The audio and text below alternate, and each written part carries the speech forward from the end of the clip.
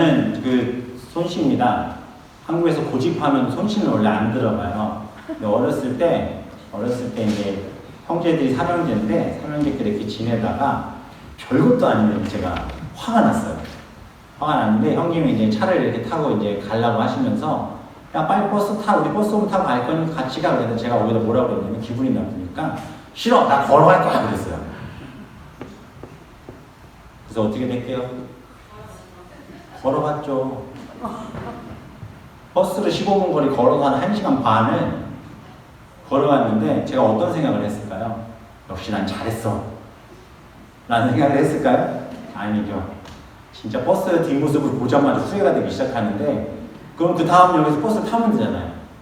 근데 그 집에 가는데 형제들이 너 버스 타고 왔어? 그게 더 듣기 싫어가지고 그냥 거기까지 그냥 순위 이런 말 또 고집이라고 하잖아요. 그죠? 고집을 피우면 집까지 갔던 기억이 있습니다.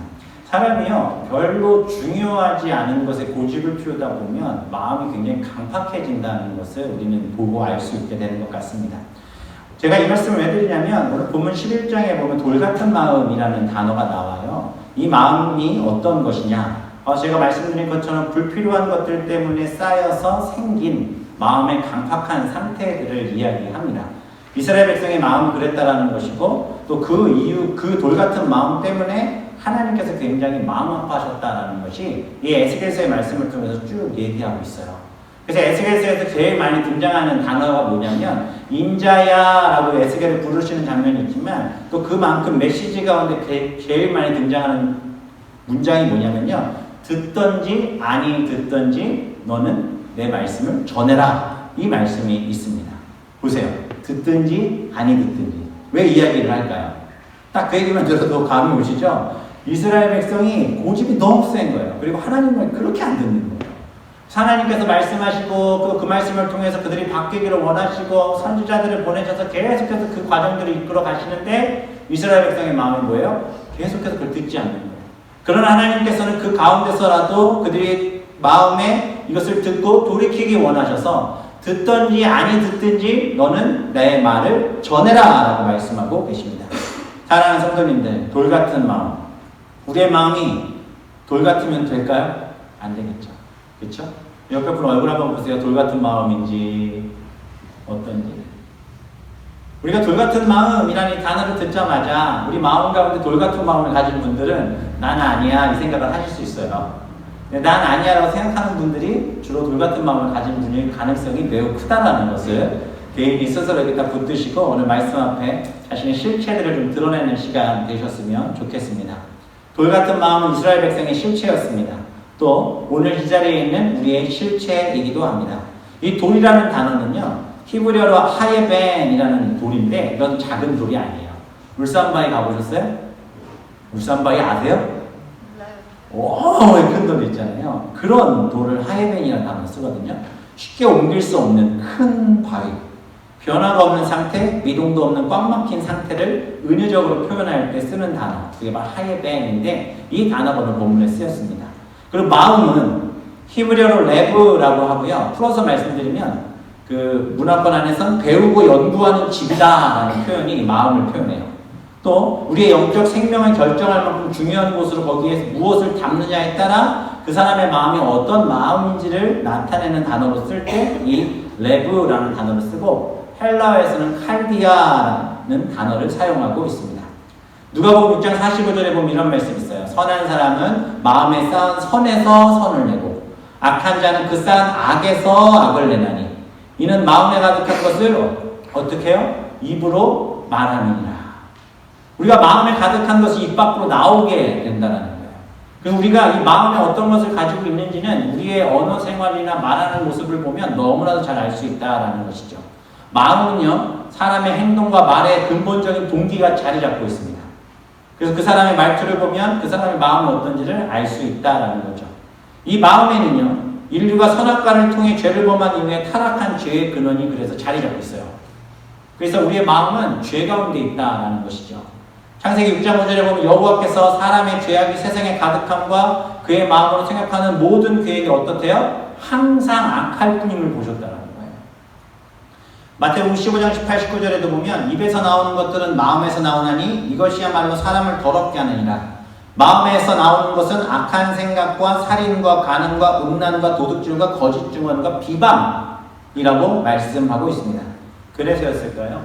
성경은 계속 반복해서 이 마음을 다스리는 것에 대해서 언급하고 있습니다. 사람이 마음으로 믿어 어디에 이릅니까? 의에 이르고 입으로 시인하여 어떻게 됩니까? 구원에 이른다라고 말하고 있죠. 마음으로 믿어 입으로 시인하여 구원에 이릅니다.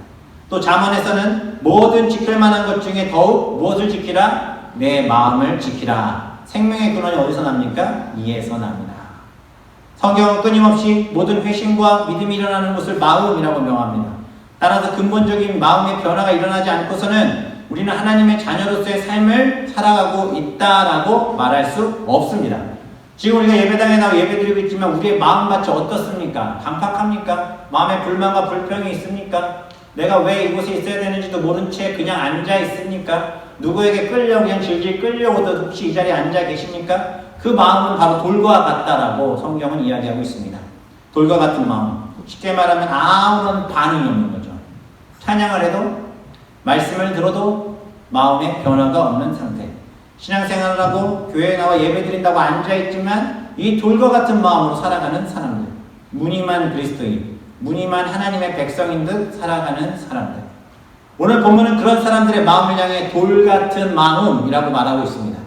우리의 실체가 돌과 같다면 오늘 본문에 나온 이스라엘처럼 비참하고 또 멸망의 길로 갈 수밖에 없다는 것을 분명히 기억하시고 말씀을 통해 돌 같은 마음을 완전히 제거하시는 귀한 시간 되기를 소망합니다. 더욱이 바랄 것은 우리 교회 가운데 이런 돌 같은 마음들이 사라졌으면 좋겠습니다. 우리의 마음이 그렇게 결단하기를 소망합니다. 오늘 우리가 읽은 본문 11장 앞부분에 보면 돌 같은 마음으로 인해 멸망당한 사람들을 보여줍니다. 사실 표면적으로 보면 이 사람들은 오히려 복받은 사람들처럼 보여요. 왜냐하면 이스라엘의 바벨론이 침공을 합니다. 1차 침공하고 포로들을 다 데려갑니다. 사람들을 사로잡아 가는 거예요. 그 2차 또 침공을 해요. 또 다 잡아가요. 그런데 그렇게 두 번의 침공으로 잡아갔지만 여전히 예루살렘 땅에 남아있는 사람들이 있었을까요? 없었을까요? 있었다라는 거죠. 이 사람들의 생각이 뭔지 아십니까? 잡혀간 사람들은 죄인이다. 잡혀간 사람들은 버림받은 사람들이다. 그리고 남아있는 사람들은 어떤 생각을 합니까? 우리는 하나님이 사랑하는 사람들이다. 라고 생각하고 있었다는 거죠. 그 이스라엘 백성들의 대표라고 불릴 수 있는 두 명의 사람이 11장 1절에 나오는데 야아사냐와 아들 블라랴라는 사람입니다. 하나님께서는 이들을 좋게 보지 않으셨습니다. 이들은 사람들을 향해 이야기합니다. 우리가 잡혀가지 않은 것은 우리가 거룩한 선민이고 하나님 우리를 사랑하시기 때문입니다. 라고 이야기합니다. 그러나 그들은 겉으로만 그렇게 이야기할 뿐 오히려 사람들을 더욱더 빈정대거나 또 하나님 앞에 바르게 예배하는 것보다 그들이 우상 섬기는 일을 더하고 그들의 마음에 탐욕과 더러운 것들이 더욱 차 있었다는 거죠. 지난주 말씀을 통해 성전의 실체를 보았지만 성전 안에 무엇이 있었습니까? 우상이 가득가득했잖아요. 그 안에서 예배하는 자들이었을 뿐이었던 겁니다. 이들의 이야기는 이렇습니다. 이 성읍은 가마가 되고 우리는 고기가 된다 하나니. 무슨 얘기입니까 이게? 자기들은 좋은 고기라는 거예요. 예루살렘 성은 가마라는 거예요. 자기들은 예루살렘 성과 같은 가마같이 튼튼한 예루살렘 성 안에 우리 좋은 고기였기 때문에 남았고 나쁜 고기는 다 버려졌다는 거죠. 참 비유도 들어도 배가 고팠는지 그죠? 고기가 먹고 싶어는 이상한 비유를 들어요. 자신들은 좋은 고기라는 겁니다. 가마는 예루살렘 성벽을 말하죠. 그러나 그들의 비유가 잘못됐다는 것을 하나님께서는 11절에서 말씀합니다. 이 성읍은 너희 가마가 되지 않고 너희는 그 가운데 고기가 되지 않을 거야. 내가 너희를 이스라엘 어디서 변경해서 심판하겠다 말씀하고 계십니다. 그 이유가 뭡니까? 2절에 나오는데 그가 내게 인자의 이 사람들은 불의를 품고 이 성 중에서 악한 꾀를 꾸미는 자다라고 얘기합니다. 불의는요 하나님의 말씀대로 살지 않는 행위고요. 악한 꾀는 종교다원주의 즉 하나님도 믿고 우상도 믿는 모습을 말합니다. 이런 행위가 정당화될 수 있겠습니까? 될 수 없다는 거죠. 영적으로 분별할 줄 아는 지혜도 없었고 영적으로 그 시대를 바라보는 눈도 없었습니다. 결국 이들은 어떻게 되냐면 13절에 보면 분하의 아들 블라랴가 죽습니다. 포로로 끌려가지도 않고 예루살렘에서 안정적으로 살아가던 이들이 오히려 패망의 길로 갔다라는 것이죠. 우리는 어떻습니까? 사랑하는 성도님들, 우리는 우리 주변에서 일어나는 문제나 어려움들을 보면서 쉽게 어떻게 얘기하죠? 하나님의 죄에 대한 결과로 정죄하는 오류를 범하게 될 때가 있습니다. 실제로 한국에서 목회를 할 때에 많은 분들이 어떤 분이 막 사고를 당하면요, 와서 꼭 제게 대답 이렇게 얘기하는 분이 계세요. 그분이 신앙생활을 똑바로 안 해서 하나님 정신 차리라고 사고 나게 하신 것 같아요. 이래요. 마치 한 번도 안 해보신 것처럼 이런 마음들로 저를 바라보시니 우리 교회는 역시 좋은 교회인 것 같습니다. 어떤 사람이 이렇게 얘기합니다. 쓰나미와 같은 천재지변으로 죽음을 당하게 되는 나라들을 보면서 하나님이 그들을 심판하셨다라고 쉽게 얘기합니다. 또는 벌받아야 할 것 같은 나라나 사람들을 보면 어떤 얘기를 하죠? 어휴, 천재지변에 일어나서 하나님이 그냥 다 쓸어버리셨으면 좋겠다. 벌을 내리셔서 정신 차렸으면 좋겠다. 이런 생각을 한다라는 거죠. 그러나 그런 자연적 현상을 무조건 하나님의 심판으로 보는 것은 옳습니까? 옳지 않습니까? 옳지 않습니다. 물론 하나님은 그렇게 하시기도 하시지만 우리에게 그것을 판단하고 우리에게 그것을 영적으로 해석하라고 그냥 그렇게 던져주시는 것이 아니죠. 오히려 그런 모습을 볼 때 우리는 어떻게 해야 됩니까? 내 자신을 돌아봐야 합니다. 그리고 더욱더 기도해야 합니다. 그리고 하나님 앞에 엎드리는 자세가 너무나도 필요하다는 거죠. 우리 삶을 볼까요? 별 문제도 걱정도 없다고 해서 우리가 잘 되고 있다고 착각하시면 돼야 안 돼요? 안 된다는 거예요. 성경에 보면 부자와 나사로의 이야기를 다들 알고 계시죠? 부자는 이 땅에 살면서 어떠한 걱정도 염려도 부족함도 없이 살았던 사람이었습니다. 나사로는요, 가진 것이 없었습니다. 오면 질병도 있었습니다. 사람들에게 버림받은 사처럼 살았던 사람입니다. 그러나 그 이유는 어떻게 됩니까? 그렇죠? 우리가 이후에 이 땅 살다가 이 땅에서의 마지막 죽음을 맞이하고 그 이후의 시간들에 대해서 우리는 알 수 없습니다. 그래서 우리는 지금의 시간들이 너무나 중요하고 우리의 실체를 발견하고 깨끗하게 하기 위해서 환경 탓을 한다거나 아니면 다른 이유를 대는 것은 말이 안 된다는 것이죠. 그리스도인은 어떻습니까? 총막이든 궁궐이든 아고불작 빈들에도 하나님의 말씀으로 살아가는 사람들이어야 될 줄 믿습니다. 그렇게 예배하며 살아가야 합니다. 세상 사람들보다 못나고 부족하고 힘들고 그렇게 산다 해도 환경 탓하지 않는 것이 그리스도인입니다. 어디서든 하나님을 예배하려는 마음의 자세와 몸부림이 있어야 할 줄 믿습니다. 그리스도인이라면 내가 어디에 있든 무엇을 하든 그 자리가 예배의 처소가 되게 하는 것이 우선이 되어야 할 줄 믿습니다. 지금 우리 교회 가운데 내 삶 가운데 하나님이 정말 원하는 게 무엇이라고 생각하십니까? 어제 원주민 선교팀이 모여서 나눔을 하는 한 집사님께서 자신의 시간을 하나님 앞에 먼저 드리겠다고 고백합니다. 그래서 이번 원주민 선교도 결정하셨다고 하시더라고요. 무슨 말씀인지 이해하시겠습니까? 하나님이 원하시는 일이기에 그 시간에 내가 다른 것이 있을지라도 내가 이 시간 하나님께 드리겠다라는 고백이에요. 이것이 바로 예배자의 삶이라는 것을 기억하시길 바랍니다. 우리는 어떤 일이든 교회 일이든 하나님의 예배를 드리고 말씀을 보는 일조차도 하나님 앞에 기도하려는 시간조차도 그것을 우선순위에 두고 먼저 정하는 것이 아니죠. 내가 할 일 다 하고 시간 남으면 그제서야 말씀 뒤적거리고 기도하는 척 살아가고 계시지는 않습니까? 상황과 형편에 대해서 선교를 가고 안 가고가 아니라 하나님 정말 원하시는 일이라는 내 마음의 확신이 있으면 그 음성이 있으면 내가 얻을 유익 포기하고 하나님의 방법을 선택하는 것이 하나님의 사람의 본질입니다. 이스라엘 백성이 예루살렘을 떠납니다. 포로로 다 끌려갑니다. 세상 어디로 갔는지도 모르게 뿔뿔이 흩어져 그들이 디아스포라처럼 퍼져가 있었습니다. 그 사람들은 어떤 상실감이 있었겠습니까? 하나님이 우리를 버린 건 아닌가? 하나님 우리 예루살렘을 버리신 건 아닌가? 하나님 날 버리신 것은 아닌가? 예루살렘에 머물러 있던 자들보다 어찌 보면 흩어진 그들은 괴로움과 고통의 시간들이 매일매일 반복됐을지 모릅니다. 그러나 하나님께서 뭐라고 하시냐면 그들이 비록 흩어져 있을지라도 그들 가운데 나를 찾는 자들이 있으면 그곳이 어디든 그들의 성소가 되겠다라고 약속하고 계십니다. 11장 16절이죠. 내가 비록 그들을 멀리 이방인 가운데 쫓아내어 여러 나라에 흩었으나 그들이 도달한 나라들에서 내가 잠깐 그들에게 뭐가 되겠다? 성소가 되겠다라고 말씀하십니다. 이게 지금 에스겔이 신약이에요? 구약이에요? 네, 구약이에요? 잘 아시네요. 구약이에요. 구약의 성소의 개념은 어디죠? 예루살렘 성전이에요. 하나님 뭐라고 하세요? 예루살렘 성전에 계시겠다고 하십니까? 안 하시죠? 어떤 사람들 어디든 흩어져 있지만 예배하는 그 자리에 함께 하시겠다. 이 말씀 우리에게 축복이 되는 줄 믿습니다. 그러나 한편으론 무섭죠.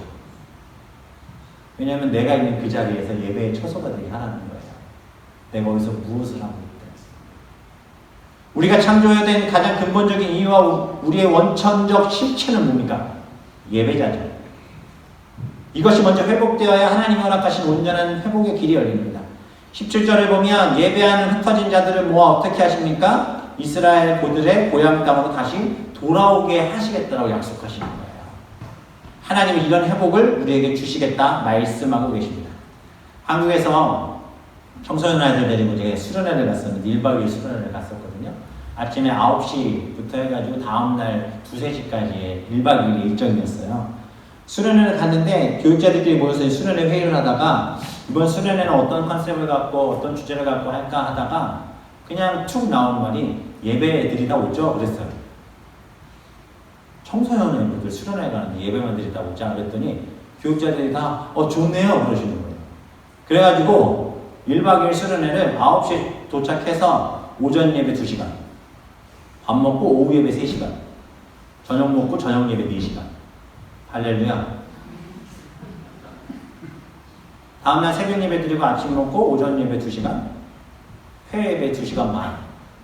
그리고 왔어요. 좋죠?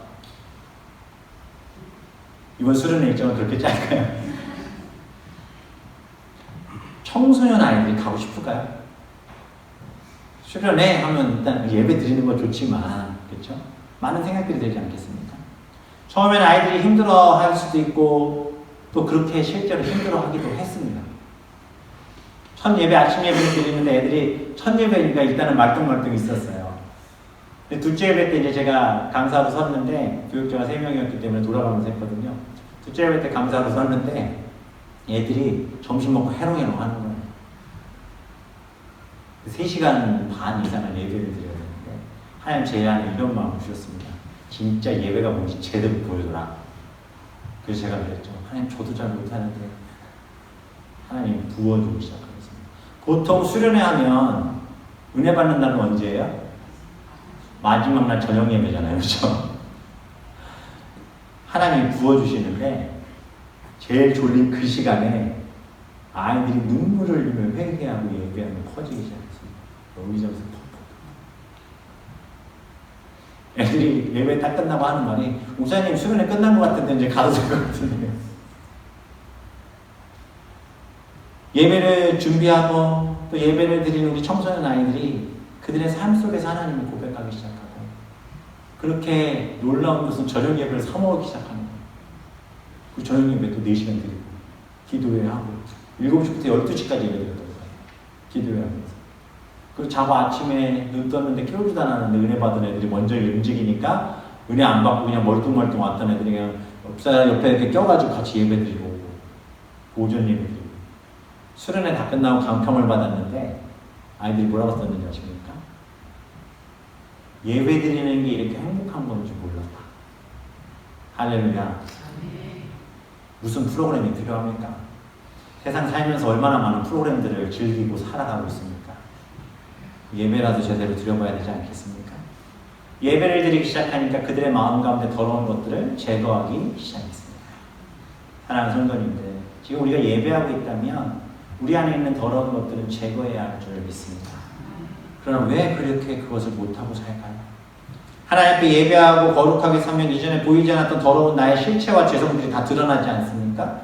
그러면 우리는 그것을 다 쳐내기 시작해야 되죠. 그러나 그것을 잘 못한다는 거예요. 그러나 우리는 이 일을 행해야 합니다. 정말 예배드린다 오늘 당장이라도 집으로 돌아가서 하나님의 말씀을 붙잡고 내 안에 내 삶에 쳐야 되는 것들을 다 제거하는 은혜가 우리 가운데 있기를 소망합니다. 하나님은 그런 사람들에게 무엇을 주시냐면 바로 한 마음을 주시겠다라고 말씀하십니다. 한 마음은요, 사람과 사람 사이를 이렇게 하나로 묶어주는 이런 회복을 말하는 게 아니에요. 이 한 마음은 하나님을 향한 흔들리지 않는 충성을 뜻합니다. 이스라엘의 심판의 근본적인 목적은 문제는 뭐냐면 한 마음으로 하나님을 섬겨요. 예배를 드린다니까요. 하나님을 섬긴다고 이야기하는데 우상도 섬기고 있는 거예요. 그래서 하나님께서 그 영광이 떠나게 된 거예요. 두 마음을 품는 것을 하나님은 벌을 주시겠다 말씀하셨거든요. 이스라엘은요, 말끝마다 뭐라고 합니까? 우리는 하나님을 사랑합니다. 그러나 바알과 아세라도 사랑합니다. 담루스도 사랑합니다. 얘기하는 거예요. 나는 하나님을 예배하는 사람입니다. 그러나 돈도 사랑합니다. 내 일도 사랑합니다. 이렇게 얘기하고 있다는 거죠. 실감이 잘 안 나십니까? 제가 아내를 사랑합니다. 그런데 다른 여자도 사랑합니다. 말이 돼요? 이거는 큰일 날 일이잖아요. 그렇죠? 그럴 수 있습니까? 그럴 수 있습니까? 내가 아내를 너무너무 사랑하는데 다른 여자도 너무너무 사랑한다 그러면 누가 당신은 사랑이 많군요 이럽니까? 아니면 뭐야 저 사람 이럽니까? 하나님을 사랑하십니까? 당연한 거죠. 돈도 사랑하시죠. 어떻게 생각하십니까? 그들이 두 마음을 품었으니 이제 벌을 받을 것이라 하나님이 그 제단을 쳐서 깨뜨리시며 그 주상을 허시리라. 하나님만 사랑해야 되는 그들이 더러운 것들을 섬긴 하나님을 다 깨서 쳐서 부수시겠다고 호세아서에서 말씀하시는 거예요.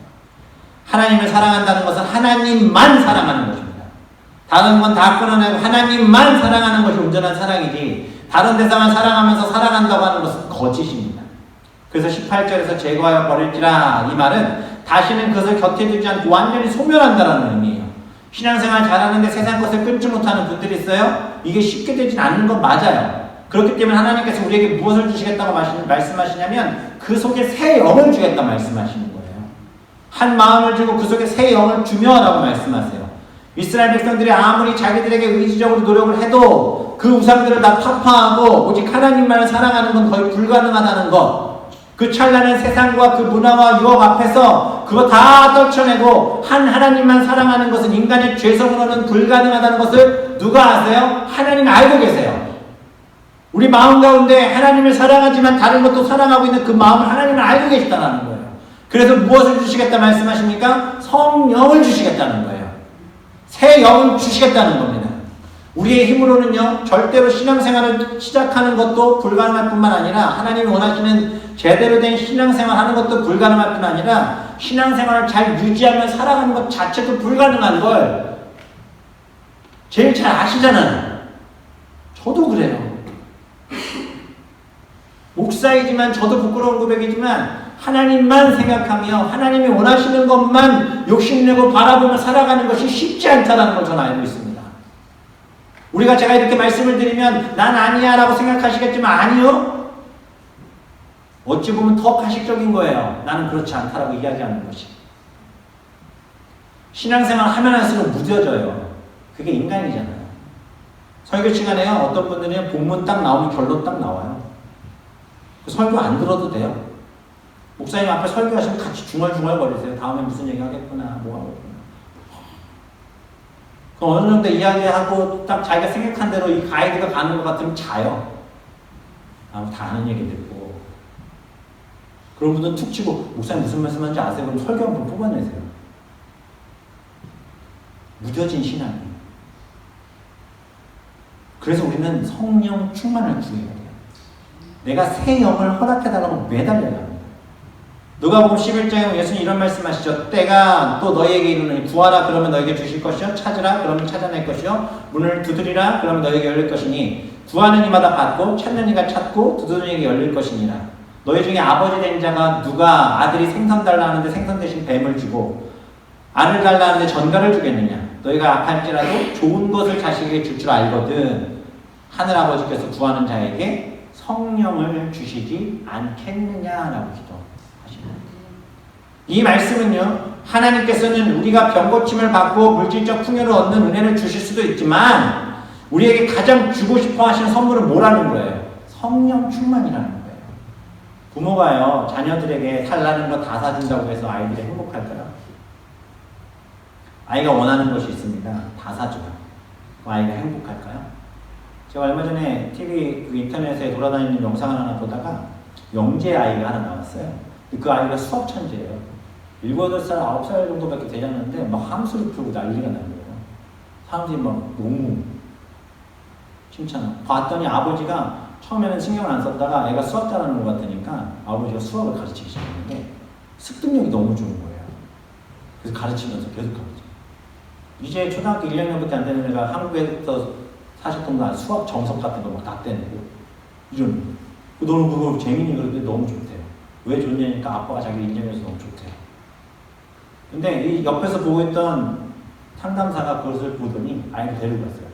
이 얘기를 하는데 아이가 펑펑 울면서 뭐라고 하는지 아십니까? 수학하기 싫다고. 왜 하냐고. 아빠한테 사랑받고 싶어서 한다. 아빠한테 혼나기 싫어서 한다. 무슨 얘기인지 아시겠어요? 아이들은요, 사랑받을 때 제일 행복해요. 하나님이 우리에게 주신 가장 큰 사랑은 성령 충만이에요. 믿으십니까? 그걸 받아야 우리가 참된 행복과 은혜를 누릴 수 있는 거예요. 다윗이가 죄 짓고 나서 가장 두려워했던 게 뭔지 아세요? 하나님과 멀어지는 것이었습니다. 시편 51편에 뭐라고 하죠? 주의 성령을 내게서 거두지 말라고 애타게 구합니다. 주의 구원의 즐거움을 회복시켜달라고 기도하고 있어요. 다윗이 범죄는 했지만 다윗의 일상은 바뀔 게 아무것도 없어요. 그냥 바스가 취하면 되고요. 돈이나 명예나 지위나 왕권이 그것이 뭐 박탈당하는 게 아니에요. 그러나 그가 죄 앞에 서서 죄 앞에 직면한 그의 모습을 보고 그의 실체를 돌아봤을 때 내가 하나님이 안 계시면, 내가 성령 충만하여 있지 않으면 내 인생은 끝이다라는 것을 발견하고 그가 생명을 걸고 매달리고 붙잡고 하나님 앞에 회복시켜달라고 얘기하는 게 뭐냐면 성령이 있습니다. 다윗이 얘기하는 게 뭐냐면 죄 짓고 났더니 그것 때문에 쫓아내는 사람도 없고 왕자리 여전히 차지하고 있지만 뭐가 제일 불안했냐면 주의 구원의 즐거움을 회복시켜달라고 고백하는 이유가 뭐냐면 나에게 이 즐거움, 가장 큰 즐거움, 구원받음의 즐거움, 성령과 함께 동행함의 즐거움이 사라질 것이 가장 두려워했어요. 우리는 어떻습니까? 성령 충만을 사모하십니까? 주님과 함께 동행하는 삶을 살아가기를 소망하십니까? 그럼 이렇게 살면 안 되죠. 우리의 실체가 이러면 안 되죠. 성령이 우리 안에 계시고 충만하면 평안이 찾아옵니다. 기쁨이 회복됩니다. 가진 건 아무것도 없어도요, 몸이 쇠약해질지라도 성령님과 함께하면 감사와 기쁨이 넘치게 되어 있습니다. 하나님과의 관계를 바르게 인도하신 분, 그 길을 도와주시는 분이 성령님인 거예요. 성령을 구하시기 바랍니다. 하늘의 아버지께서 구하는 자에게 성령을 주시지 않겠느냐, 이것은 예배하는 자들을 통해 그 일을 허락하시겠다는 거예요. 그리고 말씀하시죠. 뭐라고 합니까? 그 몸에서 그 성령을 통해 뭘 제거해요? 돌 같은 마음을 제거하고 살처럼 부드러운 마음을 주겠다라고 말씀하십니다. 돌 같은 마음은 성령이 들어갈 공간을 만들어주지 않습니다. 돌 같은 마음은 자기의 고집과 자기 신앙에 빠져 하나님이 정말 기뻐하시는 일들을 하지 못하게 만듭니다. 돌 같은 마음은 우리의 영을 점점 마비시켜버리기 시작하죠. 돌 같은 마음은 아무것도 아닌데 분노와 화로 사람들을 힘들고 괴롭게 하고 있습니다. 세상에 얼마나 많은 사람들이 돌 같은 마음 가운데 있습니까? 남 잘 되는 걸 보질 못하죠. 길 가다 어깨에 부딪혔다고 사람을 때려서 식물인간을 만들어버리는 세상입니다. 아빠가 엄마가 게임하고 있는데 애가 운다고 이불 집어 던져서 덮어 씌워놓고 그 안에 애가 있는지도 없는지도 모르고 배고프다고 라면 끓여 먹고 3일을 방치해서 지시시켜 죽이는 세상이 지금 이 세상입니다. 나와 상관없는 이야기라고요? 아니요. 우리의 돌 같은 마음은 크리스찬들에게도 얼마든지 있죠. 운전하다 보면 돌 같은 마음 푹푹 올라오잖아요. 그죠? 야이! A, B, C, D도 쓰잖아요. 얼마나 악한 마음. 분노하지 않아도 될 일에 분노하고 좋은 것들을 좋게 보지 못하고 정말 하나님 기뻐하시는 것들을 보지 않는 마음이 돌 같은 마음이에요. 제거하셔야 돼요. 지금 성도님들 마음 가운데 돌 같은 마음이 들어있다니까요. 그게 우리 실체라니까요. 어떻게 하셔야 됩니까? 성령으로 뽑아내셔야 좋습니다. 성령의 부르짖어 간구할 때 그것을 새살처럼 만들어 주실 줄 믿습니다. 20절의 말씀에 보면 내 율례를 따르며 내 규례를 지켜 행하게 하니 돌 같은 마음이 제거돼야 주의 말씀이 들리기 시작합니다. 말씀을 받는 마음이 열리기 시작합니다.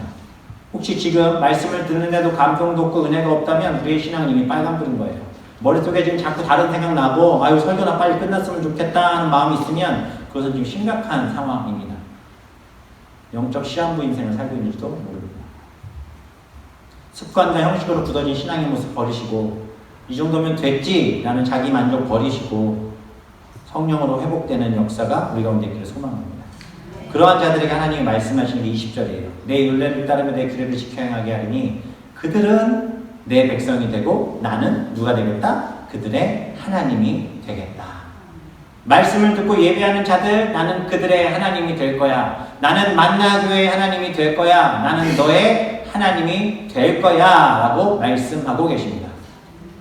하나님은요 우리를 부르고 계십니다. 우리 교회를 부르고 계십니다. 하루하루의 삶이 형편이 없어 하나님 앞에 설 넘치가 없다고 또 번잡하고 무질서한 생활 속에 변덕스럽고 이기적인 마음과 미움과 죄책감과 갈등으로 뒤범벅이 되어 있는 나의 마음이라면 우리의 삶을 돌아봤는데 제대로 굴러가는 것 없고 마음먹은 대로 되는 것 하나 없고 매일 나만 괴롭고 나만 힘들고 나에게만 고통이 오는 것 같다라고 생각되어진다면 우리의 마음은 돌같은 마음이 있는 것입니다. 하나님이 주신 그 은혜의 길을 꽉 막고 있는 돌 성령의 능력으로 부숴버리시기 바랍니다. 생각을 단순하게 하십시오. 성령을 소망하고 성령의 부르심 앞에 설 때 하나님이 우리를 채워주시는 줄 믿습니다. 제발 부탁드릴 테니까 하나님 붙잡으십시오. 나를 위해 피 흘리신 예수님 손잡으십시오. 그리고 그 능력 의지에 우리의 돌같은 실체를 제거하시기를 소망합니다. 주님의 권능은 한없이 크오니 돌같은 내 마음 곧 녹여주소서. 내 마음이 약하여 늘 넘어지오니 주 예수 힘주사 굳세게 하소서. 주의 은혜로 대속하여서 피와 같이 붉은 죄 눈같이 이겠네. 내 실체 속에 더러운 모든 걸 제거하셔야 됩니다. 남 탓하고 환경 탓하고 부모 탓하던 마음을 좀 던져버리십시오. 언제까지 그렇게 짜증내며 강박해하며 불평과 불만에 섞여 살아가시게 하십니다. 성령을 만나셔야 돼요. 성령의 임재를 누리셔야 합니다. 그리고 우리에게 새살이 돋고 부드러운 마음을 주어 주님이 주시는 대로 방주가 물에 떠 하나님이 인도하신 대로 흘러가듯 우리의 인생이 그렇게 되기를 소망합니다. 주님 우리를 이렇게 사용하실 줄 믿습니다. 그 믿음의 고백으로 우리의 실체를 완전히 드러내고 성령 앞에 나오는 모든 성도들 되시기를 주님의 이름으로 축원합니다.